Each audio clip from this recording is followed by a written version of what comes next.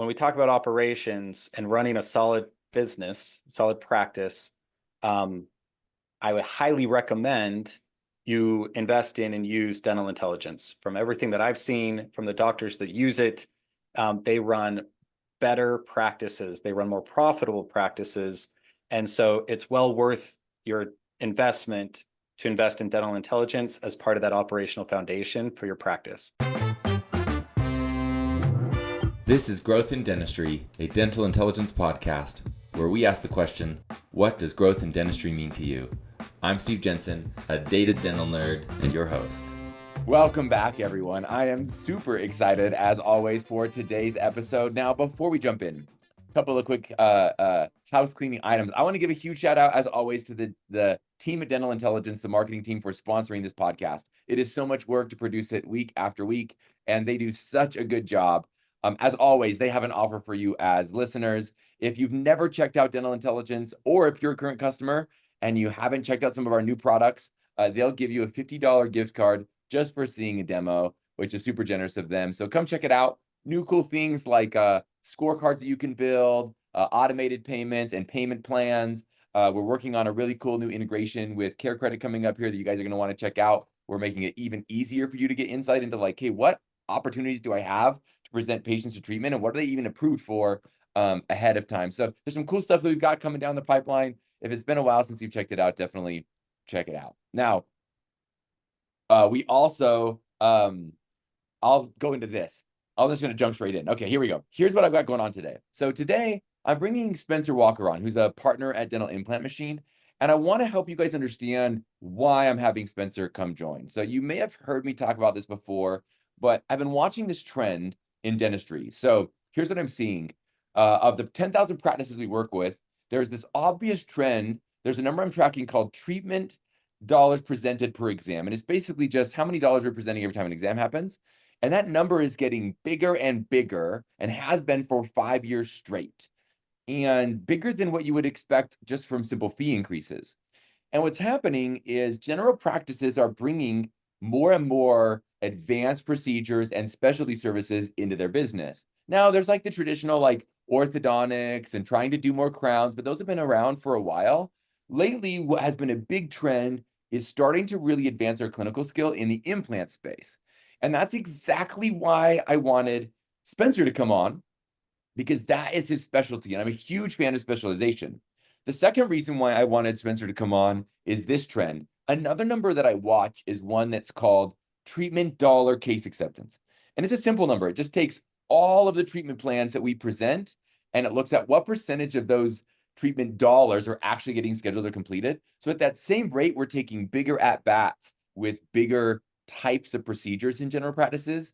We're actually seeing a decline in treatment dollar case acceptance, which tells me there's this gap between our skill and our clinical ability and our ability to get patients to like understand and move forward with the treatment that we're presenting.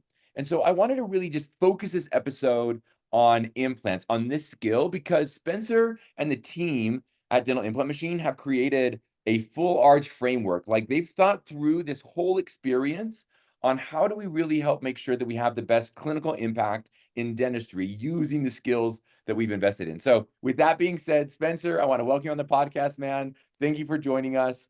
Tell us about like what you do. Like, why did you even get into implant specifically? Because there's so many like marketing people out there and they kind of do broad stuff. Like, why did you pick implants? And tell us a little bit about what you guys are working on.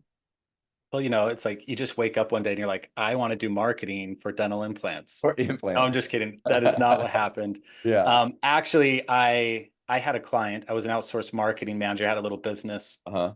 I had a client that was a dentist. I had a friend who had a marketing agency, and we partnered together to run some ads for this client. He wanted to focus on implants, and so together we built a marketing campaign and funnel. It went really well. And we decided just to partner up and work together to support other dentists who wanted to do the same. And so that's actually how it started all those years ago. And here we are looking back, having grown this to become the largest dental implant specific marketing agency and case acceptance training organization. So there you go. That's a little history on That's us. sweet. Yes. Yeah, so tell me, let's get into like implants then. So tell me, how do you actually like help dentists with implants specifically? Like how is that different than presenting like a 2 and 3 service filling or a crown? Like Mhm. what makes that unique? And then maybe talk about the full arch framework. You tell me where you want to start. You're the expert at Yeah. this, so I'm gonna let you tell me. Where do we want to Well, start with this? the reason why, uh, so in order to understand your first question there about why is it different than your general dentistry, the reason why is because of the type of patient.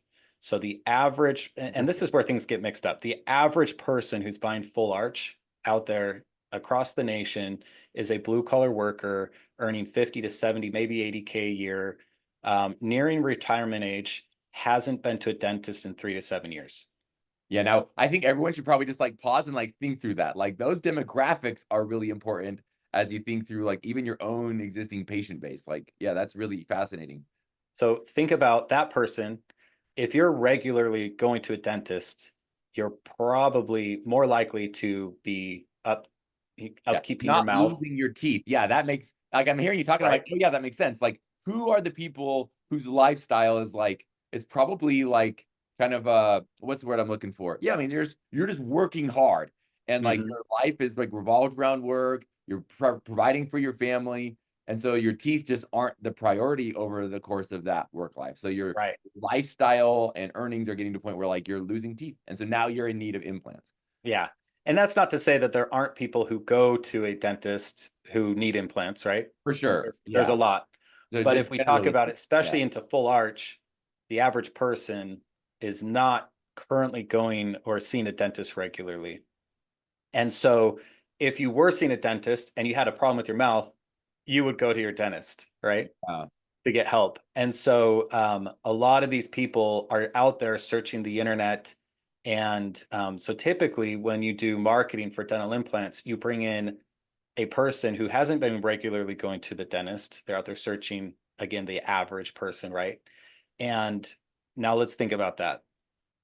The average dental office is equipped to take care of that patient who's consistently, regularly coming in, generally taking care of themselves, right? yeah, They and know their how to deal systems with and that. processes are like oriented towards that, right? Like Yeah. they're retaining this patient base over time. They've seen them for years. They're building this kind of longer term relationship of trust so that when something comes up that's more expensive, they already have that relationship Mhm. so that yes is Yep. more likely. But this is different, right? Yeah, that's really good to point out. Now imagine this person who you've never met is clicking around the internet, sees your ad, sees some marketing, flyer, whatever that is. Hmm. They come in or they get on the phone with you. I mean, think about the emotional state, the psychology of it. These people tend to carry a lot of shame, a lot Yep. of embarrassment, Hmm. some deep, deep and big emotions, including like financial. This is a Yeah. blue collar worker and insurance typically isn't going to pay for that. Yeah. And so we've literally got like somebody who doesn't fit the traditional mode and mold is what I'm trying to say. Anyway, Right. and now we have, you know, Sweet Susan in the dental practice who's used to dealing with these people who consistently come in, and then you throw this person at them, Hmm. and it's a whole new ball game. So a lot of doctors have been getting into implants, learning how to place implants. I say every weekend another doctor gets their implant wings. Yeah, There are it's centers true opening though. up, It is true. I've gone to but implant courses myself. I'm not a dentist, and like I've gone to the courses, and there are just tons of dentists tons, going to lots these. of courses, lots of Yeah. doctors. And then you start marketing and you bring this person in, and the average person, that Sweet Susan, is not equipped. She's great at handling traditional dentistry, but not equipped to deal with Uh, somebody who has this amount of emotional and psychological and financial situation going on. And it's hard for them to convert a lot of these people into paying patients, yeah. right? And so that's where you see all of this unscheduled treatment stacking up. Hmm. And there's other aspects of it. And this kind of segues actually into the part of the full arch framework that you Yeah. just mentioned. Um, and to understand this, you got to go backward to COVID. So COVID happened, government shuts the economy down, basically, right? to jumpstart it, they inject $5 trillion into the economy.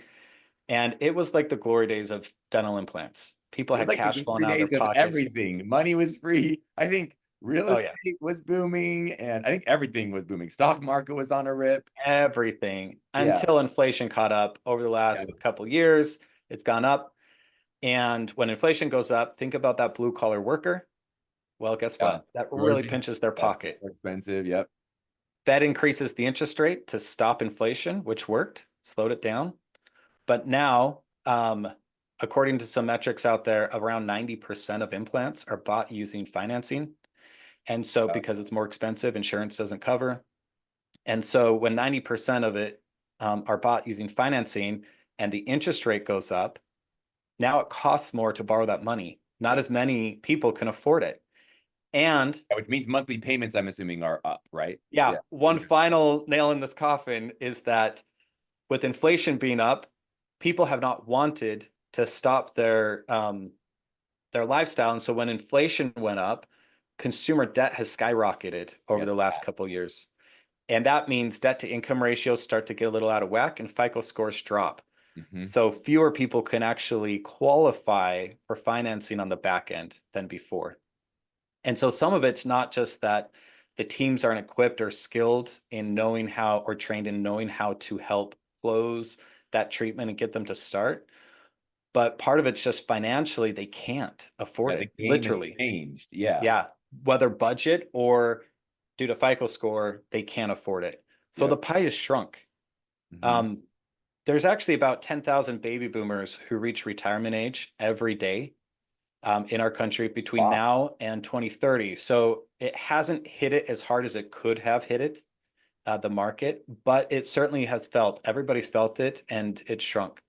You throw on top of that, everybody wants in on it too, right? Mm-hmm. Everybody wants to get in. So many more doctors, like we just said, are getting trained. There's centers Yeah. opening up. So it's Which like the makes pie sense. shrunk a It's little. like as inflation goes up, that means the labor and cost to run these dental practices is going up. And so we've got to figure out, I mean, I get it. They're trying to figure out how do I like a lot of those like tooth, surface fillings now all of a sudden feel like they're like a neutral effect on like the EBITDA of the business. So the thought is, how can I do some higher value procedures that are a great offering to the patient that help with profitability too? So naturally, Yep, people want to get in on it. it makes sense. It's a tough market for Yeah, it. now I'm understanding that. A couple years ago, year and a half, 2, 3 years ago, it was a great time to get in Mhm. on it. It's tougher today, but in spite of that, this is where it segues into that framework. Yeah, We did an evaluation over the last year to see, because some of our doctors were having the best months they've ever had, yeah. and other doctors were struggling. One of my doctors did 42 arches in 1 month in Minnesota.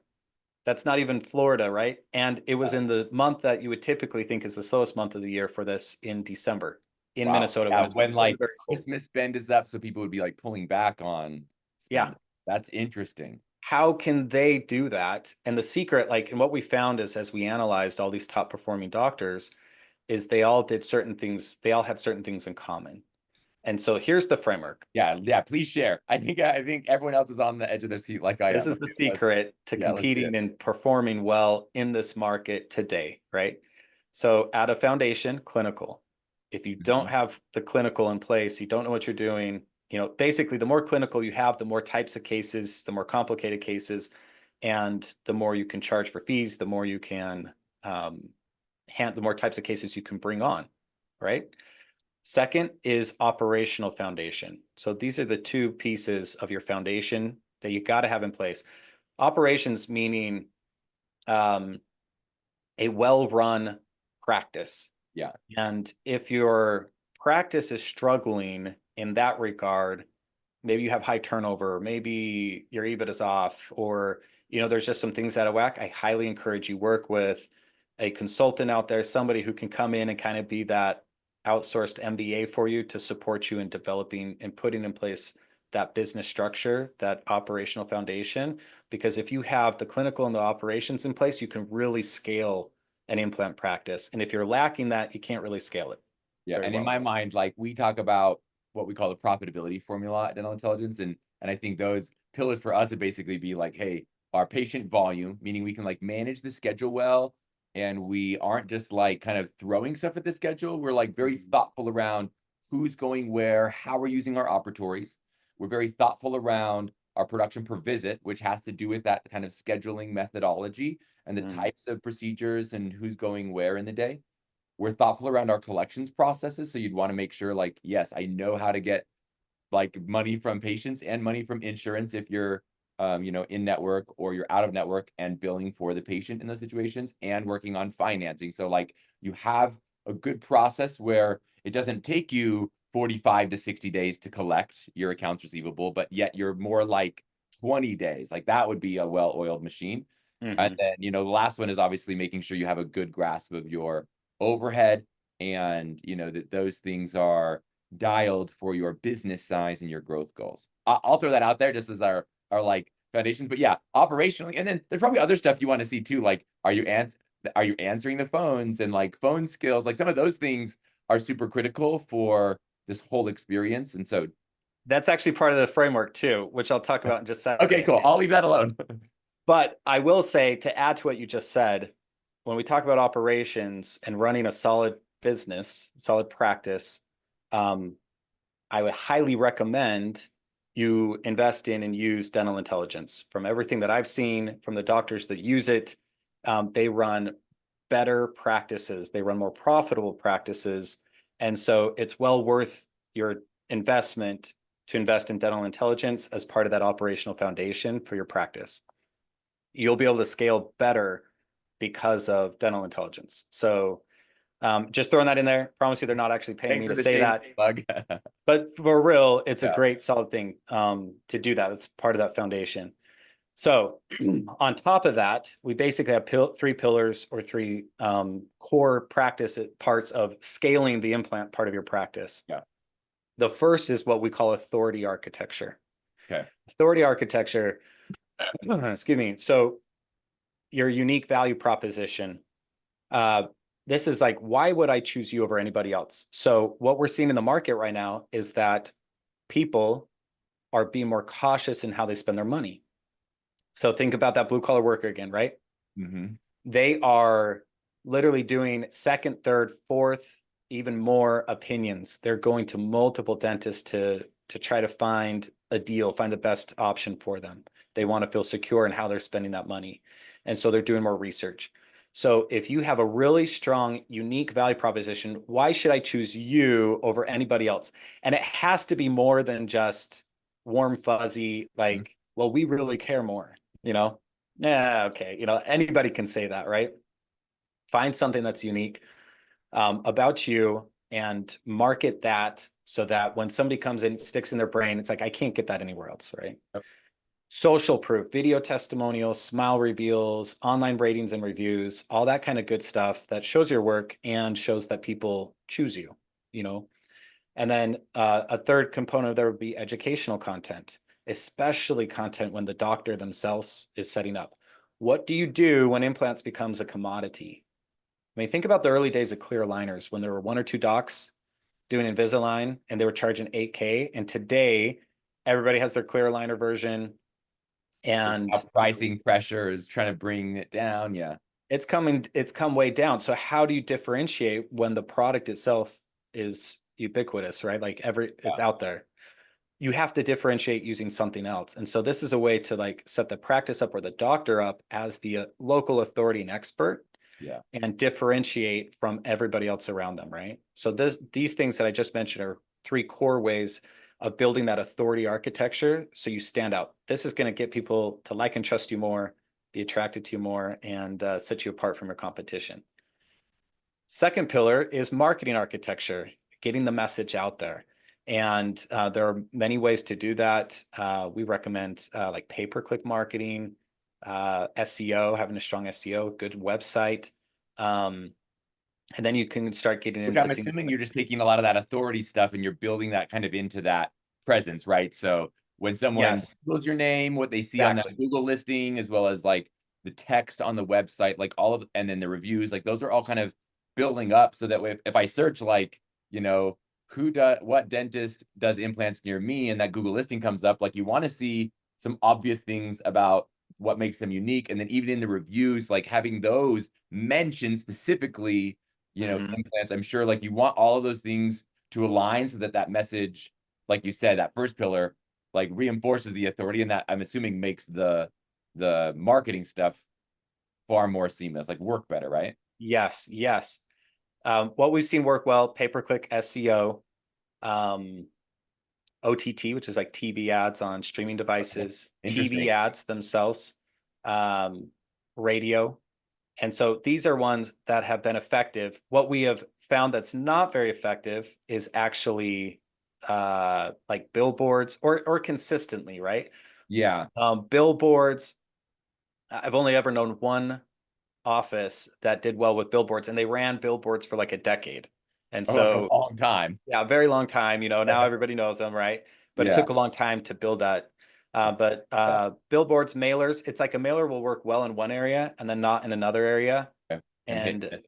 you would think it would, but mailers, yeah, billboards have not been consistent. But those other things that I mentioned are some great resources and ways to get that message out, right? Yeah. And then the final thing is what we call the closing architecture.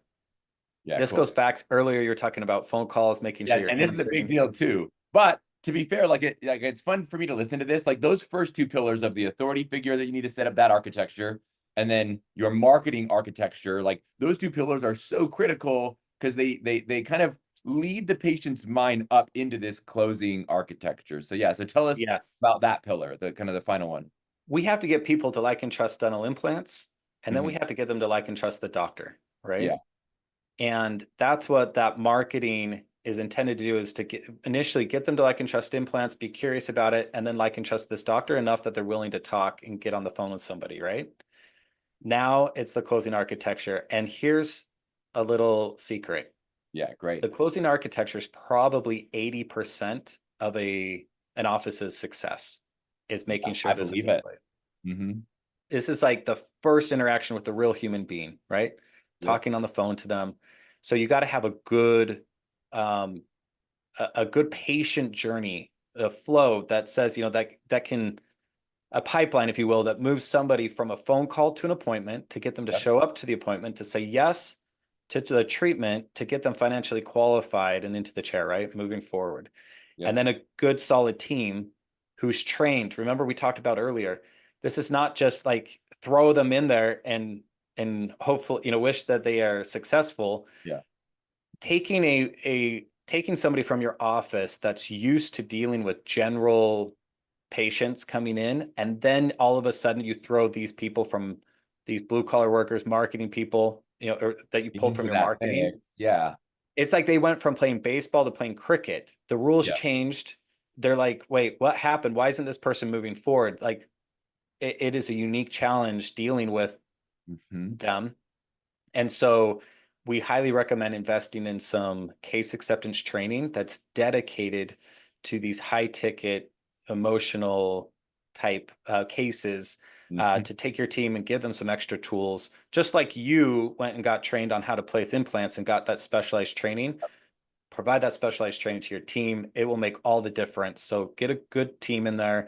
Make sure you've got a good workflow and system. Like you said, make sure you're answering the phone calls quickly, Yeah. following up on those leads quickly, because it's competitive. These people are probably opting into 2 or 3 or 4 different marketing campaigns out there. And if Mm-hmm. you act fast, you're going to be the first one there. And then you'll have your solid, unique value proposition with all your stuff, and you or your team's well trained. That's how you win in this economy, in Mm-hmm. this market. And that is the full arch framework, is putting all of this in place. What happens if you don't have that good closing architecture in place is you'll jump from marketing agency to marketing agency, and you'll Yeah. be like, where are the good leads? How come That's I can't right. close And this anything? marketing agency is the worst. It's like classic, you know? Mhm. Yeah. It happens all the time. Mhm. And so as soon as you put that closing architecture in place, train your team, as soon as you understand and start to build your authority more, then all of a sudden people will be attracted to you. They'll stay with you. They'll come back to you. Even if they don't start now, they'll come back to you later as soon as they can get that financing. Mm-hmm. And you will close a lot more cases than anybody else around you. And we see it over and over and over again. Now let me ask, I'm going to go a little long on this episode. So because this is good. So can you tell me just a couple of the key pieces of that closing training that I would want to look for? So I'm a dentist or office manager, or team member. I'm listening to this, and what are some of those things like is it like there's obviously like phone elements to it. I'm imagining like that conversation, but that phone, like a lot of things can come up. Like insurance is going to be a piece of that. Pricing Mhm. is going to be a piece of that. Clinical skill might be a piece of that. Like, I don't know if these patients, you tell me, like, are these patients asking, like, hey, does this doctor, how many have they done? Like, are they really the best? Like, what are some of those, like, if you are giving advice, like, what kind of pieces should someone be looking for in this closing architecture? Because there's also probably like how you treatment plan, how you present once they're in, kind of Mhm. like the phone in my mind, like getting them from the phone into the business. And once they're in the business, like what do we do around that patient once they're there? Like length of visit, how do we talk about it? What images do we take? What do we show them? And then can we get them to say yes there? And then if they don't say yes there, what does that like follow up kind of I don't know, I don't want to call it a drip campaign, but how do we like keep working that person and hopefully moving them towards a yes? Like, is there Yeah. more you would add like onto that? Like, what would you suggest people look for in this like kind of closing and education training? Yeah, yeah, definitely. So, one of the first things to know is that the most overlooked role in all of this is the appointment setter, the person who answers the phone or Yeah, who follows up with the leads.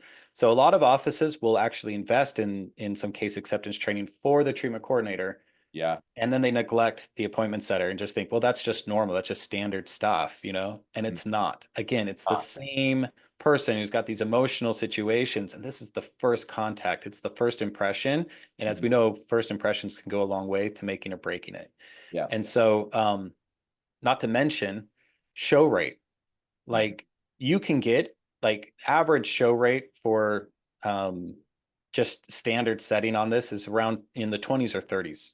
Okay. Like, Yeah, that's that's what good people just to see. know expectation wise. But you can get it up to the 60s, 70s, and 80s if, and here's the secret, it's not just the appointment reminder or even a phone call the day before. That's Excellent. good. Yeah. But what that appointment setter says on the phone when they schedule can be the difference between the 20 to 30% to 60, 70, 80% show rates. That's 100%. huge. That's like an extra how many cases if you crunch the numbers, right? Yeah. Just because that appointment setter had a better script, knew how to better engage and how to commit these people to showing up. And so if you're doing a case acceptance training, do not neglect training your appointment setter and find a training program. Obviously, we have one. We think it's pretty good, but do not neglect training that appointment setter, right? Because that's a key thing. And also one of the things that you said, how quick do you call that person? If you call a lead back, let's say a lead comes in, if you call that lead within 5 minutes, you are multiple times, it's like 20 times more likely to schedule them and get them coming in than if you wait 30 minutes and then call after 30 minutes. It's like, it's a world of difference. Strike when the iron's hot. Yes. In fact, let me show this example. So this is not dentistry, but just so like people like hear buying behavior. So I have this rental property and I've renovated everything. And in the basement, I decided there's 3 bedrooms and I decided not to do the carpet. It was like 8 years old. It's kind of like on the edge. Like I could not do it. I could do it. But ultimately I decided I'm not doing the carpet. And I had a potential tenant come and walk through, a little family, and they were going to be great tenants. Like I was really excited about them. But then one of the pieces of feedback afterward was like, yeah, like we just didn't love the carpet. If the carpet was new, then we would bring, our newborn baby and our daughter in there. We'd live in this house. And I was like, I'll just check and see kind of what it looks like. So I call this carpet place here in Utah, and they answer the phone, and the kid that gets on the phone is so good. I kind of explain the situation. Hey, I just want to get a quick quote. I'm not totally committed to this, but I just want to get an idea of what it would cost and how quickly I could get this done.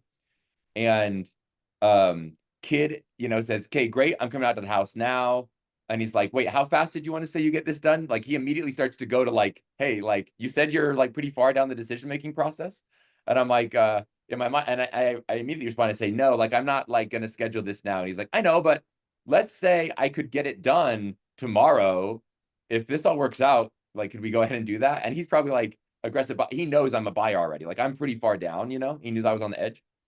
And I'm like, yeah, actually, like for real, you could get an installer here tomorrow. And he's like, yeah, we had an opening in the schedule, and that's rare. Otherwise, it's going to be 2 weeks. So he's creating urgency for me, right? And he's like, cool, I'll come out to the house, no pressure, and I'll do this measurement. So he does the measurement. He brings samples of the exact kind of carpet that I want. And because we talked about it on the phone and asked those questions, he shows me the carpet, and I'm like, yeah, that stuff's great. It's nice. I know it. And that's what I would want. And he gives me the quote, and he's like, how's that sound? And I'm like, that actually sounds pretty good. And he's like, sweet. Well, are you good if we just go ahead and get this done tomorrow? So then I pay him. So on the spot, he's there at my house. I was on the fence about making a decision, but he takes the time just to like explain things to me. And I'm probably like oversimplifying the story just because I don't want to like say it too fast. But he struck when the iron was hot. That's the point I'm making. Like I was just barely opened, like within hours of opening up myself to this idea of recarpeting this basement apartment in this rental home of mine. He got me to the point where all of a sudden now I put a credit card down and I paid for the whole thing. Like I paid for the whole job, and the next morning installers show up, and I'm thrilled that I did it. Like it was a great decision. New tenants moved in over the weekend, and it was awesome. But if he had hesitated and been like, yeah, cool, like I'll come out and measure next week, then he would have missed his window because I would have had new tenants move in. I would have signed a different one, and he probably would have missed the opportunity. Does that make sense? Like life would Oh have yeah. just gone. So this idea of like moving while someone's thinking about it and helping them along that path in a skillful way, like it has to be skillful, is so crucial. Okay, I'll shut my mouth. I have loved this conversation. You sound like you've got a thought there. Well, I was just gonna say, if you own a dealership and you like, let's say you become the franchisee, of the Yeah. dealership. If you do that and you don't call leads within 30 minutes, you can lose your status in the franchise, Interesting. Which in makes the sense. car space. Yeah. Yeah. And the reason why is because it drops off. Like these people have already So gone fast. on, scheduling with somebody else, opting in with someone else, checking out. You have to act fast. So calling those leads as quickly as you can. Sometimes offices will actually set up a separate cell phone. Just go get a quick, cell phone and have the phone calls come in through that. So they can make sure, okay, if this phone rings, guys, grab it. This is the Yeah. most important call coming into this office today, right? You have to differentiate it. That's cool. So yeah, that's it. On the case acceptance side, you just want to make sure, the appointment setter definitely, and then obviously the treatment coordinator. What you have to understand is there's psychology to this when we're dealing with learning how to, these people. And so the level of emotion, the level of like how we speak to them, that nuanced training just goes so far Yeah. to help you build safety and trust with these individuals, make them feel comfortable and safe. And they will remember you if you invest in that extra training. I mean, we could talk for hours about different things that you could do that would improve your, et cetera. But Yeah, let's go yes. there. I think if I'm a listener, I think I'm probably like pretty bought into this. Like this has been so valuable, Spencer. Thank you for like sharing this architecture of this authority pillar, the marketing pillar, and the closing pillar. I think even just like starting to wrap our minds around that architecture for how do I really implement full arch and implants in the business is such a healthy place to start, to really start thinking through, okay, do I have the right pieces in place to be successful as I advance my clinical skill in dentistry? I always, and so thank you for sharing what you had. I think it'd be fun to do even more of this. I think this was highly valuable. I ask every guest the same question, so I'm going to ask you this, and then we'll wrap things up. And I will say this too. We will put the website for Dental Implant Machine in the show notes. Definitely do not hesitate to reach out to Spencer. He and the team at Dental Implant Machine are so cool, as you can tell from this episode. They're abundantly mindseted. Like they will share with you, they will help you. Obviously, they have programs, so like not everything is free, but programs that are worthwhile, that are data driven, and you can tell that they're so thoughtful around the way they organize what they're going to teach you and how to set things up to make sure that it's, because if it's a win for you, it's a win for them. So definitely engage with him and his team. If you're sitting there thinking, okay, I want to take myself to the next level and really invest in this. And I know for a fact there are just thousands and thousands and thousands of practices out there that could be highly impacted by their influence. So definitely take them up on that. Spencer, the final question I ask to every episode guest is, what does growth in dentistry mean to you? So I'd love to hear your thoughts on that. I would answer that by saying the very first thought that came into my head when you said growth in dentistry, we really believe in like win-win, win-win-win type mindset, right? Cool. And at the end of the day, if you are changing lives, like that's the funnest part about what we get to do is see the testimonials and the smile reveals and people crying and just having their lives changed. But then also hearing the stories. I had a doctor recently I was speaking to get emotional and just say, I've been able to take my wife on trips she's wanted to go on and be able to do things with my kids that I never imagined I'd be able to do because of what you guys have helped me establish and grow, right? And so that means a lot of smiles change, a lot of lives change for the better. Plus, his life was changed in his family's life. Plus, it was a win for us. We've been able to provide for them and serve, and that's a blessing for us and families as well. And so that's what growth looks like, is real, real value out there and really changing lives, and it's blessing everybody across the board. Yeah, what a beautiful perspective. I think it's so easy to get caught up in like the mundane day-to-day of dentistry and business management and forget about the fact that, yeah, like investing in especially this specific clinical skill we're talking about, implants. It's like people that are used to like only doing like tight-lipped smiles, like they're avoiding showing their teeth, to finally feeling like the joy of opening up that mouth and showing off the smile. Like that alone is so insanely cool to know that you're giving someone the confidence in their ability to smile, plus the benefit to the family, like, and the team. Like, you didn't mention this, but I'm sure that like, I always say this, success breeds success. So if the doctor is feeling good, an owner, about the way the business is going, that just trickles down to that team and their experience at work, and life improves. So I love that perspective on what does growth in dentistry mean. And I love what you guys are investing in, Spencer. I think it's super cool in the way that you're trying to help serve this industry and patients. So thank you again for joining us today. And thank you for the listeners for joining again for another Growth in Dentistry podcast. This has been another awesome episode, and excited to keep spending time with you guys. We will talk soon. Keep growing.